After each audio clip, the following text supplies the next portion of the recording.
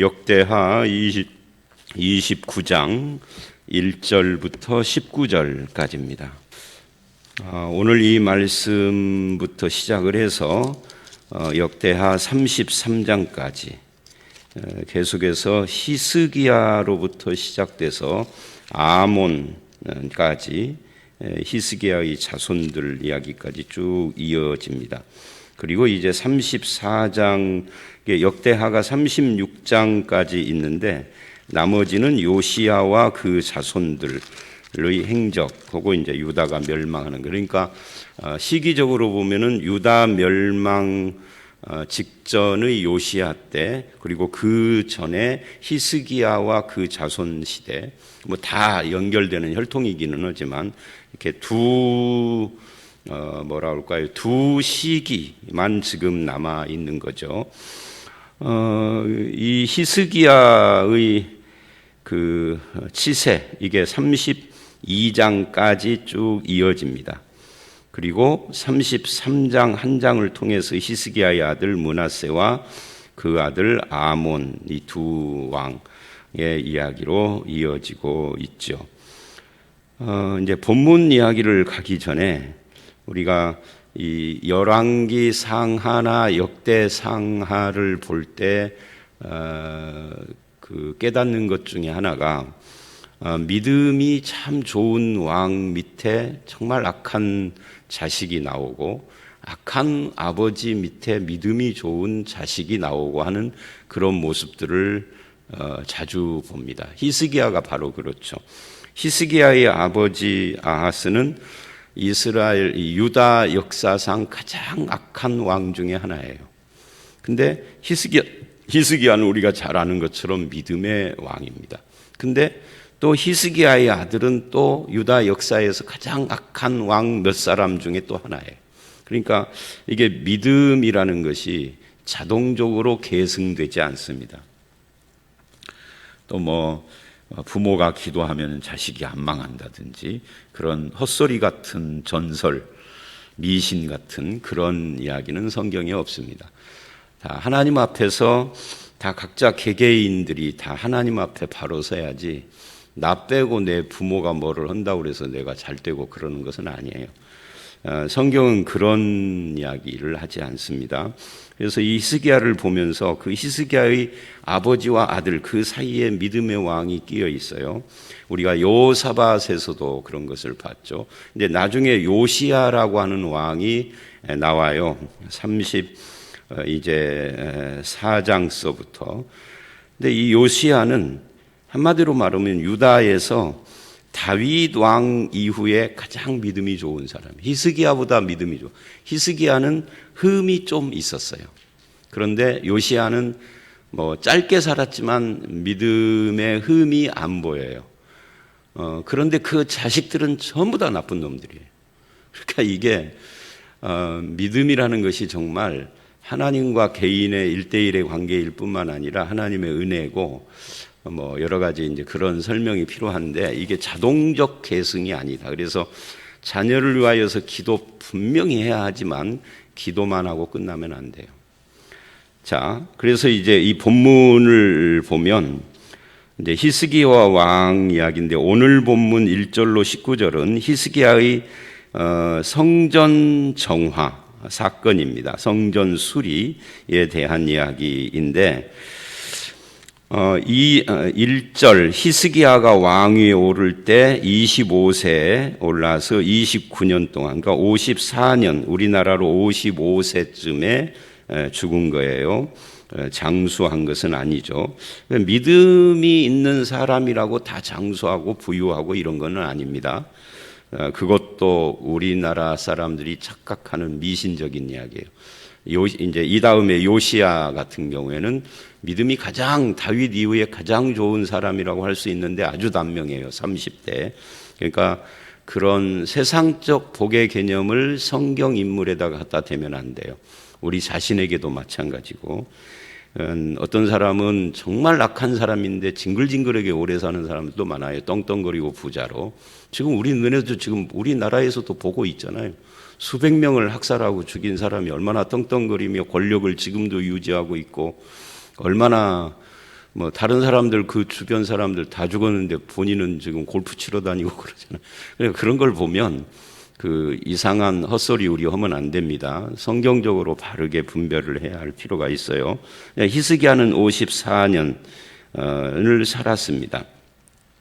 근데 그게 중요한 건 아니고 2절, 3절 히스기야가 그 조상 다윗의 모든 행실과 같이 여호와 보시기에 정직하게 행하여. 자, 오랜만에 이 표현을 듣죠. 여호사밧에게도 이런 표현을 하지 않았어요. 근데 히스기야는 하나님으로부터 인정을 받는 믿음의 사람이다 라고 할 수가 있습니다. 그리고 3절에 첫째 해 첫째 달에 그래요. 히스기야 왕은 즉위하자마자, 여기 첫째 해라는 것은 즉위한 그 해입니다. 25세니까 우리나라로 26살. 26살짜리가 즉위하자마자 즉시, 아직은 부모의 영향을 다 벗어버리지도 못할 나이일 수도 있는데 자기 아버지하고는 완전히 다른 행보를 합니다. 첫째 해 첫째 달. 저는 이 첫째라는 말에서 히스기야의 마음이 담겨져 있다 봅니다. 통치자가 돼서 한참을 국가를 통치해 가다가 어느 날 뭘 깨달은 게 아니라 즉위하자마자 즉위식한 그 해 그 첫 달에라는 말은 왕이 되기 전부터 이미 마음속에 품고 있었다는 말을 의미를 하는 거죠. 자기 아버지의 행보에 대해서 저거는 아니다라는 걸 분명히 하고 있었다는 그런 이야기입니다. 그래서 뭐를 했느냐 하면은 성전 문을 열고 수리를 했다. 이 성전 문을 열고 수리를 했다는 것은 우리가 어제 봤던 28장 말씀에 반대가 되는 거죠. 자기 아버지가 그 아하스가 했던 것 중에 하나가 성전을 파괴하고 성전 문을 닫아버린 거예요. 그런데 그것을 다시 오픈을 한 겁니다. 근데 그냥 오픈할 수가 없으니까 워낙 자기 아버지가 다 망가쳐놔서 그래서 그 망가진 성전을 수리를 했다. 그렇게 지금 말을 하고 있습니다.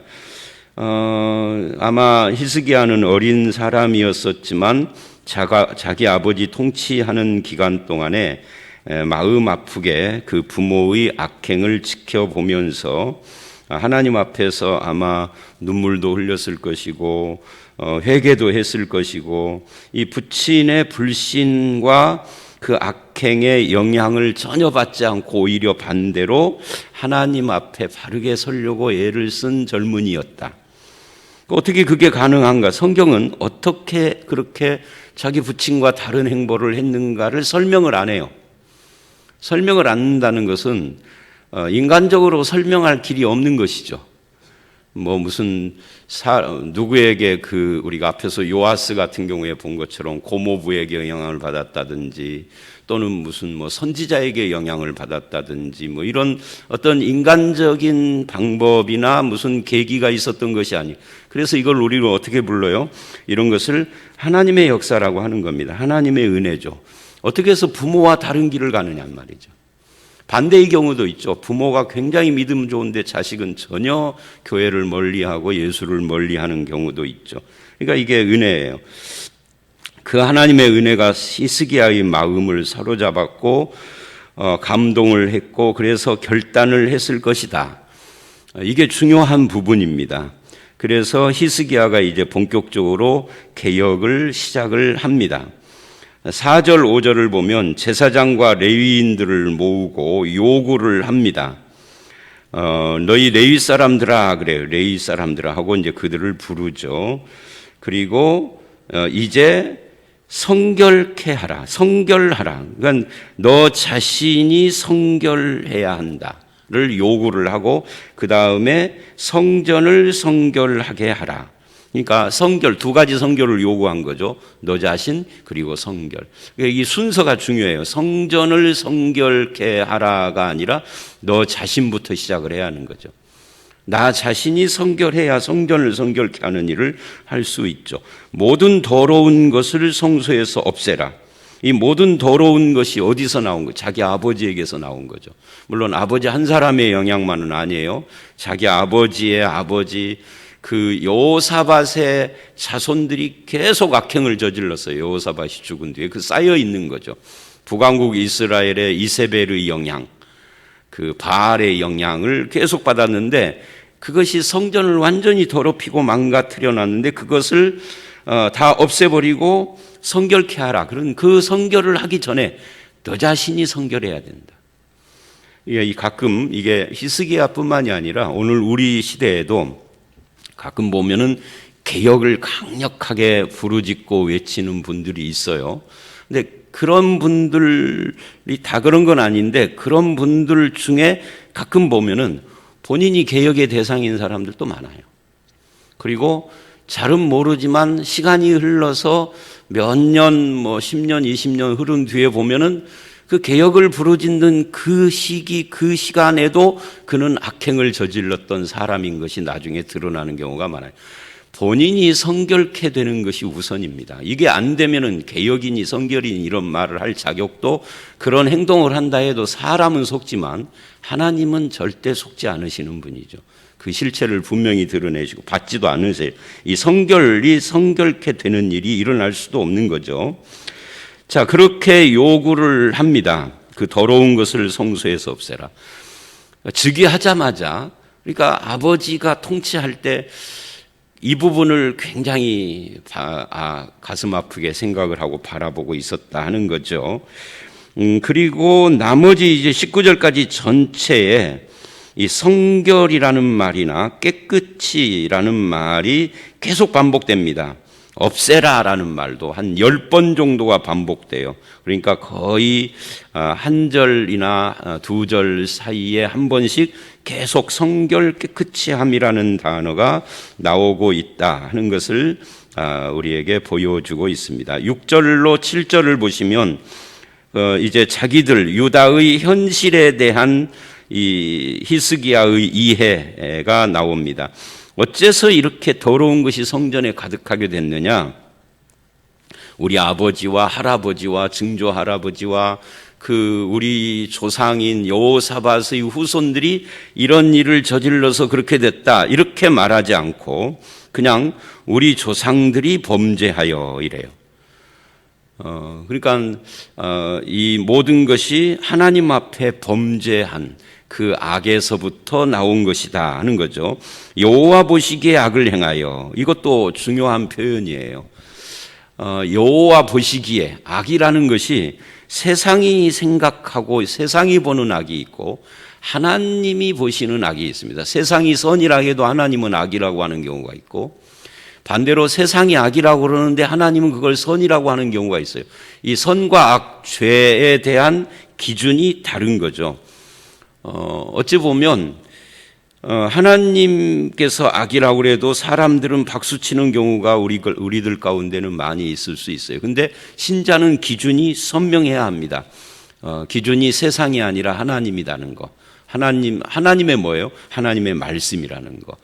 그것을 우리가 분명히 해야 할 필요가 있습니다. 그리고 그 악의 첫 번째가 뭐죠? 하나님을 버리는 거죠. 십계명의 첫 번째가 하나님과의 관계인 것처럼 인간과의 관계에서 그렇게 선한 사람도 하나님을 떠나 있으면 그건 악인인 거예요. 성경이 말하는 악인은 도덕적인 악인 이전에 하나님과의 관계를 이야기를 하는 겁니다. 그래서 하나님을 버리고 얼굴을 돌려 여호와의 성소를 등지고, 이 성소를 등지고 이제 요즘으로 말하면은 이제 이 성소가 교회는 아니지만 예수 그리스도로 말미암아 이 성소가 예수님 안에서 성취됐기 때문에 지금 교회를 성전이라고는 안 씁니다. 그러나 이제 이거를 적용적으로 본다면 교회를 등지고 그런 뜻이죠. 그러니까 하나님을 버리면 교회도 버리게 되는 겁니다. 이건 다른 말로 하면 교회를 등지는 것이 하나님을 버리는 것과 연결이 됩니다. 본인은 아니라고 박박 우겨도 점차적으로 그 마음이 떠나요. 그러니까 교회의 비리나 교회의 여러 가지 역기능 또는 요즘 그 정치화된 교회의 모습들과 이런 것 때문에 교회에 대하여서 실망을 하고 나는 교회는 안 나가고 하나님은 믿을 거야 하는 사람들이 주변에 있어요. 그 사람들이 옛날보다 좀 더 늘었죠. 이걸 우리가 가나안 성도, 가나안 신자라고 말을 하는데, 가나안 성도라는 용어가 성립이 가능한지는 저는 회의적이에요. 가나안, 즉 교회를 안 나가는 성도, 그런 성도가 있을 수 있을까? 뭐 본인은 성도라고 하니까. 근데 제가 아는 분도 그런 분이 있어요. 근데 처음 그렇게 교회를 등지고 하나님을, 예수님을 제대로 믿을 거야 라고 한 이 사람에게 뭐가 문제가 생기느냐 하면 두 가지가 문제가 생기는데, 제일 처음에는 그 아내나 자녀들이 문제가 생겨요. 자녀들은 분명히 문제가 생깁니다. 아내는 처음에는 남편을 안 따라갔는데 점차 시간이 가면서 결국 남편과 동화되고, 자녀들도 그렇고. 근데 두 번째는 뭐냐면, 처음에는 순수한 믿음을 지킬 거야 라고 하는데, 그렇게 나가서 1년이 지나고 5년이 지나고 하면서 대화를 해보면 굉장히 뭐가 달라져 있어요. 뭐 예를 한 가지 들어보면, 종교는 다 똑같이 연다든지 이런 식으로. 그리고 뭐 교회 안 나가는 대신 등산 가가지고 있는 절간에 가서 스님하고 대화하고 은혜 받았다 그러고, 은혜라는 표현은 않지만 이제 우리로 말하면 은혜 받은 거죠. 그렇게 이게 점점 그러니까 교회를 등지는 것과 하나님을 등지는 것이 이꼴은 아니지만 상관관계를 가지고 있어요. 그러니까 여호와를 버리고 하나님을 버리고 얼굴을 성소에서 등지고 이 낭실 문을 닫으며, 이거 다 이제 성전 안에 있는 그런 도구들이나 또는 그 건축물들입니다. 등불을 끄고 성소에서 분향을 하죠. 우리 오늘날로 이거를 적용을 한다면 예배를 안 드린다 그 말이죠. 번제를 드리지 아니하므로. 그러니까 이 6, 7절은 이런 거예요. 조상들이 범죄하는데 그 범죄와 악이 하나님 보시는 악이다 하는 게 첫 번째. 그 다음에 하나님을 버렸고, 그 다음에 성소를 등졌다는 것은 오늘날로 적용하면 교회를 등졌다는 거고, 그 다음에 네 번째는 예배를 안 한다 하는 것이 되죠. 예배 대신, 그러니까 예배 대신 뭐를 해요? 이제 놀러 가는 거죠.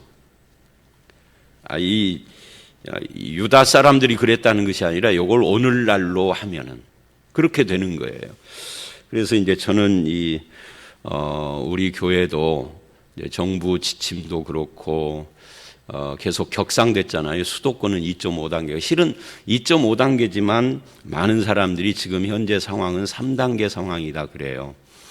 전주나 이 지방은 2단계로 상향을 했는데, 사실은 심리적으로는 누가 그러더라고요. 3단계 심리를 가지고 있다라고 하는 겁니다. 그래서 이제 주일 예배도 그렇고, 그래서 오늘 이후로 내일 새벽서부터는 이 현장에서 예배를, 사실은 이렇게 드문드문 앉으면은 마스크 쓰고 있어서 감염 염려가 거의 없지만, 소모임도 규제를 한다고 하니까 자칫하면은 또 우리가 상당히 좀 교회가 그렇지 않아도 어려움을 겪는데 또 코너에 몰릴 수도 있고, 자칫해서 한 명이라도 발생을 하면, 그래서 내일부터는 온라인으로 전환을 합니다. 새벽 기도도 수요 예배도 주일 예배도 당분간. 이제 정부가 이거를 좀 낮추기도 하고, 또는 우리가 보기에도 이만하면은 다시 모여도 되겠다 할 때까지 그렇게 해야 되겠죠. 이제 안타까운 것은 크리스마스나 연말연시, 송구영신 이런 것들이 그 기간 안에 다 포함되어 있어서 좀 안타까운데, 할 수 없는 문제죠, 이게. 자, 그렇게 하려고 하는데, 제가 뭔 말을 하려고 그러냐면, 근데 2월 달서부터 이게 시작이 돼가지고, 그 전부터 시작했지만 이제 사회에서 막 유행하는 것은 지금까지 쭉 온라인을 반복을 하면서 이제 온라인에 적응이 되어져 버리면 나중에는 이게 예배 자체가 굉장히 소홀해질 가능성이 많겠다. 우리가 이 온라인으로 주일 예배도 올려보면 동시간대 스트리밍으로 11시에 딱 같이 시작을 하는데, 그 시간대는 100명도 안 들어와요. 많을 때는 한 150명 정도 들어오기는 하는데, 그렇지 않아요. 시간이 지나서 오후가 되고 저녁이 돼서야 들어와서 300, 400명, 400, 500명 이렇게 정도 되는데, 우리 교회 교인 숫자로 치면은 그보다 더 들어와야 되죠. 물론 현장에 오신 분들이 빠지기 때문에 그 정도도 충분하지만 이제 외부에서 보는 사람들을 감안을 하면 우리 교인들 전체가 100%는 아니다는 거죠. 그리고 이제 시간이 지나서 월요일이나 화요일이나 되면은 숫자가 좀 6, 700명 이렇게 이제 6, 700명이 아니라 6, 700 가정으로 해야 되겠죠. 가정 단위로니까. 이건 뭘 말해주느냐면 예배가 소홀해져 가고 있구나. 굳이 그 시간에 그 주일날 함께 하지 않아도 되는 예배가 돼버리는 거죠. 그리고 그것도 위험하고 또 한 가지 위험한 것은 예배를 쇼핑하는 거죠. 이제 뭐 손가락만 갖다 가면 되니까 이 교회 설교 들어봤다. 그것도 설교를 온전히 처음부터 끝까지 듣는 것도 아니고 듣다가 한중간쯤 듣다가 끄고 다른 데로 옮겼다. 전국의 교회를 쇼핑하고 다니는 이게 예배가 아니단 말이에요. 그래서 이렇게 될 염려가 있는데 이 본문으로 다시 돌아오면 그렇게 네 가지를 등졌었다는 거죠. 그 아버지 조상들 시대에 하나님을 등지고 교회를 등지고 예배를 등지고 악을 행하는 하나님 보시기에 이거를 이제 자기들의 현실이 어떤 것인가 하는 것을 지금 보여주고 있는 겁니다. 7절까지. 그리고 이제 8절서부터는 그래서 그 결과 8, 9절 하나님이 진노하셨다. 여호와께서 유다와 예루살렘에 진노하시고 내버리사 두려움과 놀람과 비웃음거리가 되게 하신 것을 너희가 똑똑히 보는지라. 하나님이 진노하고 내버린 결과 두려움과 놀람과 비웃음거리가, 이걸 거꾸로 말하면 지금 우리가 두려움과 놀람과 또는 비웃음거리가 되고 있는 현실은 하나님의 진노다. 그러면 이것이 수천 년 전 유다만 그랬느냐 하면은 이 표현 이 자체를 그대로 우리에게 적용이 가능한 표현이잖아요. 그래서 이런 부분들이 어디서부터 시작됐는가 하는 것을 우리가 봐야 되는데 그게 6, 7절로부터 시작이 됐다는 거예요. 그러니까 하나님을 버리고 예배를 등지고 교회를 등지고 한 결과 나는 편안하고 좋고 즐겁고 놀러 다니고 좋은지 몰라도 그 결과 이런 하나님의 진노가 임하고 있는 것을 지금 지적을 하는 겁니다. 이로 말미암아 우리 조상들이 칼에 엎드러지며 사로잡혔느니라. 하나님의 진노를 받은 현실입니다. 그리고는 히스기야가 권면을 합니다. 그게 10절, 11절에. 그러니까 오늘 본문을 보면은요, 두 절씩 이렇게 쭉 되어 있어요. 내 아들들아, 이제 권면이 그럼 어떻게 할 것인가 하는 거죠. 이제 게으르지 말라. 여호와께서 이미 너희를 택하사 그 앞에서 서서 수종들어 그를 섬기며 분향하게. 그러니까 뭐를 게으르지 말라는 거냐면 너희는 택함받은 백성이다. 그러니 너희 택함받은 백성에게 하나님이 뭐를 요구했느냐면 하나님 앞에 서서 수종들어 섬기며 분향하게 하셨다. 여기서 말하는 이 너희는 이제 레위인들, 제사장들인데 오늘 우리로 말하면 하나님은 우리를 택하셔서 하나님의 백성이 되게 하셨는데 뭐를 하기를 원하느냐? 예배하기를 원한다라고 말하고 있는 겁니다. 이런 의미에서 예배가 생명이에요.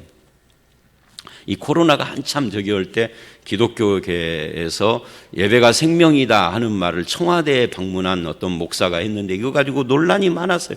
안 믿는 사람들도 막 욕을 하고 믿는 사람들 중에도. 근데 여러분 예배가 생명이라는 말은 예배 이꼴 생명이 아니라 목숨처럼 중요하다 그 말이잖아요. 그걸 못 알아듣고 막 비난을 하는 걸 보면 야, 참 우리나라 사람들이 기독교에 대한 인식이 너무 나쁘구나 하는 것을 깨닫게 되는데 문제는 안 믿는 사람들이야 뭐 옛날부터 그래 왔어요. 근데 믿는 사람들조차도 예배가 목숨처럼 중요하다라는 걸 거부하는 사람이 그렇게 많아요. 목사들 중에서도. 이 인터넷을 보면은 오프라인, 이 현장에서는 그런 말을 안 하는데 얼굴 안 보이고 익명이라기보다는 얼굴이 안 보이는 인터넷 공간에서는 목사들도 막 그런 말을 합니다. 근데 여러분, 누가 뭐라 해도 예배는 목숨처럼 중요한 겁니다. 그래서 뭐 비대면을 하지 말자 이 말이 아니라 우리가 목숨처럼 중요하게 생각하는 예배 때문에 인간의 생명을 해치면 안 되니까 덕의 차원에서 우리가 온라인을 하는데 온라인을 거부하는 것이 아니라 예배가 소중하다 그 말이에요. 어떤 형태든지 현장 예배든 비대면 온라인이든 예배의 소중함과 그 가치를 훼손하면 절대 안 되는 거죠. 하나님이 우리를 택하신 이유 중에 하나가 예배하기를 원한다 그런 말이에요. 그래서 12절 이하는 뭐예요? 이해하고 이스라엘 백성, 특히 제사장들이 순종했다 하는 이야기예요. 쭉 그래서 그 명단이 나오고 15절 그들이 형제들을 모아 이 히스기야가 말한 것처럼 성결하게 하고 그 다음에 성전을 깨끗게 하고 그 똑같은 이야기죠. 지금 2절, 3절, 4절 이하의 4, 5절에 한 말씀이고 그다음에 16절 여호와의 전에 있는 모든 더러운 것을 끌어내어 전뜰에서 그 여호와의 전뜰의 이름에 그것을 기드론 시내로 가져가서 뭐를 했겠어요? 그거 다 부수고 불태웠겠죠. 그리고 17절 이하에 첫째 달 초하루에 그것을 시작을 해서 성결을 시작을 해서 첫째 달 초하루니까 이게 이 히스기야가 즉위한 그날인 거죠. 그날 이 명령이 떨어지고 그날 이걸 시행을 했다는 거니까 히스기야가 마음에 잔뜩 벼르고 있었던 거예요. 그래서 시작을 해서 16일 동안 이 일을 그러니까 아마 신속하게 처리를 해버린 겁니다. 그리고 18절 안으로 들어가서 히스기야 왕에게 왕을 보고 그리고 보고를 합니다. 여기 보고라는 말은 보고한다라는 뜻이 아닙니다. 얼굴을 봤다는 거예요. 근데 보고 뭐를 했느냐? 보고를 한 거죠. 깨끗해 했습니다. 또 19절 아하스 왕이 범죄할 때 버린 모든 그릇도 우리가 정돈하고 성결하게 하여 여호와의 제단 앞에 두었나이다. 그러니까 하나님 앞에 악을 저지르는 사람들은 제일 먼저 하나님과 관계되는 것들을 자기 삶과 마음에서부터 버리는 겁니다. 근데 하나님과의 관계가 회복되면은 제일 먼저 하나님과 관계되는 것을 회복시키는 겁니다. 그런 것을 이 19절은 우리에게 보여주죠. 자, 오늘 말씀 여기까지입니다. 오늘 말씀에서 우리가 이렇게 가장 중요하게 생각을 하는 것 두 가지는 히스기야가 첫째 해 첫째 달 그리고 17절로 보면 초하루에 즉위하자마자 그 마음이 하나님 앞에 어땠는가 우리에게 교훈을 주고 있고요. 그 다음에 성결하게 된 사람이 성결하게 할 수 있는데 그 성결하게 하는 것이 뭐냐 하면은 하나님께로 돌아오고 교회를 등졌던 사람이 얼굴을 다시 또 교회를 향하게 하고 그 예배를 등한히 했던 사람이 예배를 회복하는 것으로 드러나고 있다. 우리는 예배, 교회, 하나님, 말씀 이런 것들에 대해서 어떤 태도를 가지고 인생을 살아가고 있는가에 대해서 자기 자신을 점검하고 성결케 할 것을 성결케 하는 그런 성도, 나 자신부터 시작해서 그런 삶을 살아가는 우리 모두가 되어지시기를 주의 이름으로 축원합니다. 함께 기도하겠습니다. 하나님 아버지, 히스기야가 왕이 된 첫날부터 시작을 하여서 개혁을 추진하는 것을 봅니다. 자기 아버지가 버렸던 하나님, 그래서 악을 행하고 자기 아버지가 등졌던 성소와 그 금지했던 예배를 다 회복시키며 제사장들을 통하여서 성결케 하고 너희 자신이 먼저 성결하라라고 말씀하는 이 모든 것들을 우리가 봤습니다. 우리도 우리 자신을 돌아보게 하시고 하나님으로부터 떠났던 모든 것들을 돌이키며 우리 가운데 소홀히 했던 예배나 하나님과 말씀과 교회와 이 모든 것을 새롭게 하여서 하나님 보시기에 선한 삶을 살았다 인정받는 주님의 백성 다 될 수 있도록 인도해 주시옵소서. 코로나19 사태가 계속되는 중에 수많은 기독교인들이 교회와 예배를 등한히 하는 그런 어려움들 또는 그런 잘못들을 범할 수 있습니다. 아버지 하나님께서